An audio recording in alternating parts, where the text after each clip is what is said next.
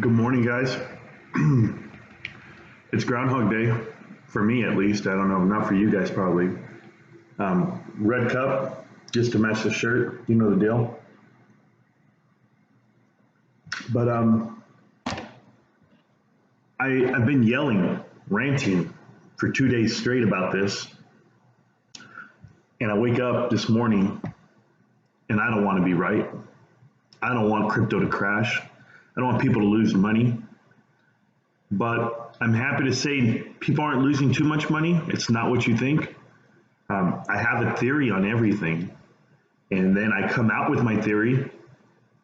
And I don't need bias confirmation. I don't need any of that stuff. No. I just need the logistics of it all. Where is the money going and why is it doing what it's doing? I have ideas. I know that boomers are taking their money out of crypto and putting it into gold. Why? Because gold's up today. Typical. We know that. We know that move, right? Back to gold, back to euro. It's all there. You'll see what's up. You know, the S&P 500 this morning, 10 stocks were in the green. 490 were in the red. It is a complete sell-off. Why? And I can tell you my theory, and I can explain it to you, and I've said it 100 times. The sell-off is there to manipulate the short. I know it sounds crazy. I know I sound like Mel Gibson conspiracy theory.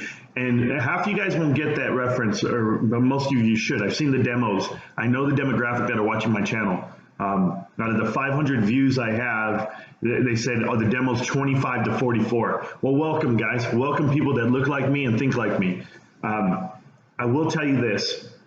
The Bitcoin hedge against inflation, that's what it's known for. That's what it's called. It's a hedge against inflation. I mean, is it? Because now they're not even holding it. They're selling it off against inflation. So I will tell you this.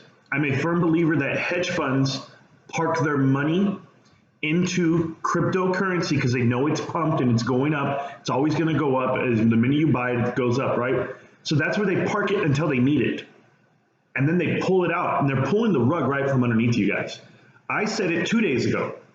Matter of fact, beyond that, Monday, I said to my brother-in-law, who came over for dinner, and congrats to him and his lovely lady. They're pregnant, and I'm happy for them. But I told them, I said, what are you guys investing in? And then they pull up and they said, Safe Moon. And I said, oh, crypto, whoa. I said, whoa. You know, and I have a whole theory on this, right? I said, sell it now. You're up, sell it now. And I know I sound crazy. I can't give out financial advice like this. I can't tell you guys to sell, what to buy. I can just tell you what I did, right? I sold everything that I own. I've got a car outside that I'm selling. Anybody knows it, if anybody wants it, I'm selling it.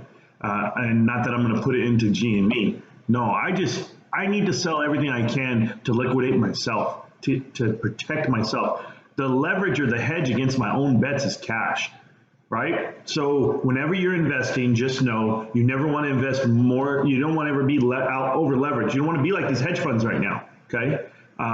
Is this financial advice? No, this is advice, right? So I read somewhere they want you to put 1% of all your earnings into crypto over time.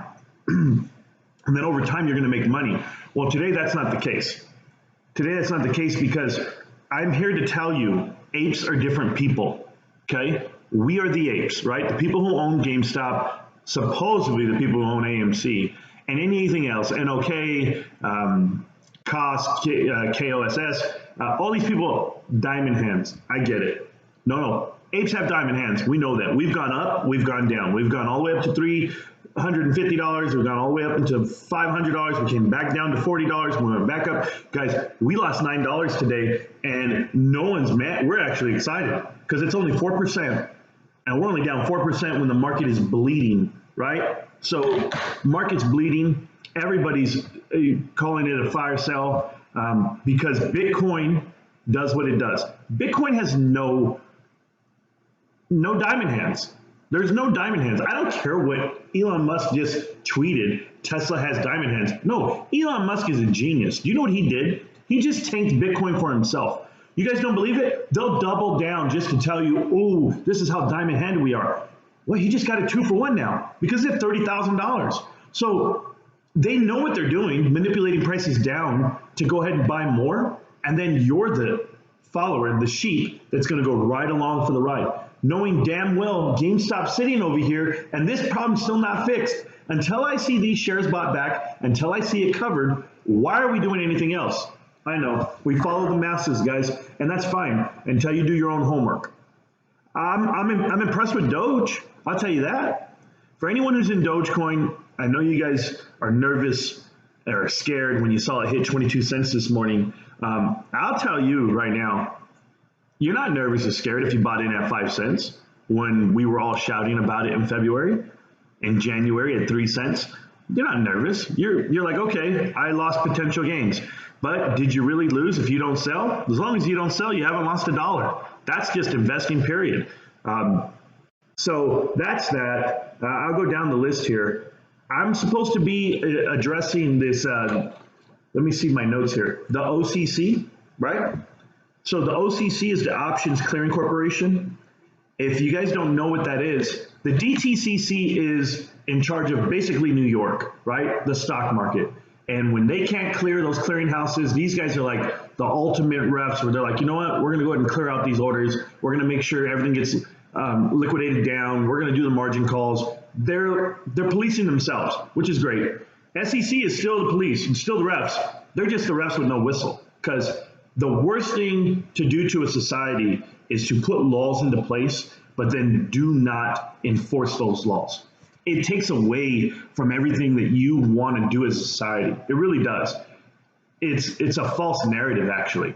And I would tell you, not to get too political, if when you run your country that way, or when you run your business that way, it's going to be a failed business. And the stock market as a whole right now is a failed business, right? We're seeing it bleed beyond belief because the shorters have manipulated it this far. Is it really bleeding though, or is it just balancing back out? It's a retrace, right? So I'm supposed to talk about the OCC because I said I would. The OCC, the Options Clearing Corporation, they're actually the network that oversees the options market. And if you guys don't understand options, that's fine. It's probably the most difficult thing to understand part of the stock market, right? That whole industry.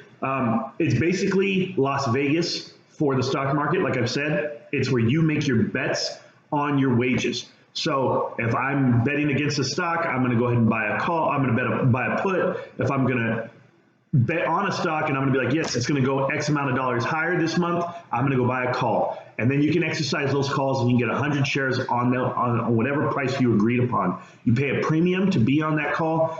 Some people sell call options for pennies, depending on the stock and the movement and the volatility of it. GameStop's one of the most bought and sold on the options. Tesla is huge. Things that you don't want to do options with. Blue chips, diehard blue chips, right? Anything that has no volatility whatsoever. So you don't want to do it with Apple. You don't want to do it with Google. You don't want to do it with these stocks that are just blue chip till you're dead in the face. So, but going on to the OCC, what they did was they went ahead and put out a notice that everyone's talking about right now. And this notice is telling you that they're going to ask for, by a deadline is, I believe, today. It is today. The deadline is today, that their members increase the fund by $558 million. $558 million. So I go into the OCC last night while you were sleeping, probably, and I start taking notes, and I start writing down. And I have a list here, okay? I don't even know where my list is. That's how bad it is right now. The list is what banks, what hedge funds are involved with the Options Clearing Corporation. Well, I'm happy to say Fidelity wasn't on there, okay? Fidelity was not on there. But when I go down the list, you're seeing Credit Suisse, you're seeing Robinhood, you're seeing TD Ameritrade, Bank of America, Wells Fargo, Goldman Sachs, Citadel Securities. I even saw Wolverine, which, guys, everything I'm naming has a short position on GameStop essentially, or is in charge of order flow that goes through them to do these options, right? This is why you have so much corruption. These guys are policing themselves and they're bad at it. So when I looked into the OCC, 185, well, some counts 183 to 187. I'm going to go with 185. 185 members are part of that. So when they all have to pony up $3.5 million by Friday, why is this news and why do people care? It's like giving you a reason to explain why they're so out to lunch on their positions. It's nonsense. $3 million is going to do nothing. Do you know what the fund is for the OCC? I go ahead and I read and I opened it up. I start reading. $100 billion fund, and they're asking for $500 million. So they went from $100 billion to $100.5 billion. I'm calling bull. I really am. I cannot agree with this to say that this is news. It's just for show. They're just covering their tracks. Who's really so far leveraged? Well, then I say, you know what? I'm going to do this. I'm going to go look and see who's policing themselves. So who's on the board of directors for these guys? Go dig it out. There are 19 members on the board of directors. 19. And out of all 19, I go and I break down the whole profile, all their history, everything last night. When I start looking at it, there's guys out there, a guy named Stuart Bourne. This guy's Bank of America and 8 years in the options clearing. So this guy knows his stuff, right? Maybe he can explain to me why Bank of America sold $15 billion worth of bonds a couple months ago and why they are being asked to put in an additional $3 million. Why are they short? Why are they short in position if they just sold all their treasury bonds? This is crazy. Who's next? Maria Shaidoui. She's the general counsel for Credit Suisse. This is the same guys who over leveraged Argos Capital. So Argos Capital, whatever they are, the hedge fund that went under just, 2 months ago, $10 billion hedge fund goes under because they're over leveraged on nonsense, on Discovery, on all these other platforms. Guys, I go down this whole list. There's people on the NASDAQ that are on this board, but the special one for me was this guy named Stephen Lamparello. That's his name, Stephen Lamparello. I don't even know how to read these guys' names. If you ever see a picture of him, I posted it on my Reddit, right? The guy has a bowl haircut. That'll tell me everything I need to know. Why do billionaires have the dumbest haircuts? Like millionaires, billionaires? Oh, that's right, because they can just buy their way into anything. These guys don't care about personal appearance. This guy looks like a mixture of, a Cabbage Patch doll and Ken Griffith. And you go do the homework on that one. So this guy is general counsel, okay? He's the general counsel for Citadel. He's the top lawyer for Citadel, and he's on the board of directors for the OCC. Guys, this is corruption at its finest. How are you going to go to Citadel and put the hammer on him when the hammer that you're going to swing with is plastic because it's your guy. It's your own guy who's in that driver's seat. He is the head counsel of Citadel, and he's on the board of directors for the OCC. Oh, that's right. What did he do before he got onto the OCC? He was a director for the SEC. Oh, this guy knows the playbook. He knows exactly what the SEC can enforce and what they can't enforce because he was a director there. Okay, we get it. These guys have the inside track. This is how it works. Who works for Citadel right now? Anybody know? It's the former president of the SEC, the former board of directors or whatever, the director of the SEC. That's who works for Citadel right now. And now you have this guy on the board of the OCC. Oh, mind you, he was also the vice chairman of FINRA for 16 years. Go do your homework. This is ridiculous. Guys, when we're policing ourselves, when we're in a police state of no authority, we're running wild, this is what happens. You are overextended in the options market on Citadel. And if you guys don't understand, I will do another video. I'm going to be doing a live stream right now, later on this afternoon, about everything. I'm going to go into detail. But I will say this. The options market is so oversold by naked selling, selling shares they really don't have. That's what that means, is they all say they have something that they don't. They all say they have GameStop, and they don't have it. We know that the FTDs fail to deliver on these options, okay, that when they exercise them, there was a 20-day kick down the road. Now it's a 2-day kick down the road. It's a 5-day kick down the road when you liquidate, when you margin call. It doesn't matter. All these kicking the can down the road, that gives us more time to keep buying shares. So what's my theory? My theory is they're selling off all this crypto, right? Because institutions own Bitcoin. You and I don't own Bitcoin. I'm sorry, we don't. We don't buy it at 60 grand a pop. They do. Elon Musk bought $1 billion of it. So they're selling off everything they can to what? Their one final stand? That's what I feel. That's what I believe. That's how I see it. It's their final stand. They're digging in their heels and they're getting ready because they're going to cut what? GameStop today, they went ahead and borrowed 400,000 shares this morning is what they borrowed on GameStop. How are these shares still available to be borrowed? They're lending them out themselves. Some of these guys who are long on GameStop and they want to lend them out, they love it. They love that this keeps playing sideways. It keeps going 160, 170, 180, 160, 170, because they know that the shorters are on the options end of it. The shorters have the puts in. They already bought all the puts, right, years ago, and they're losing their ass off on that.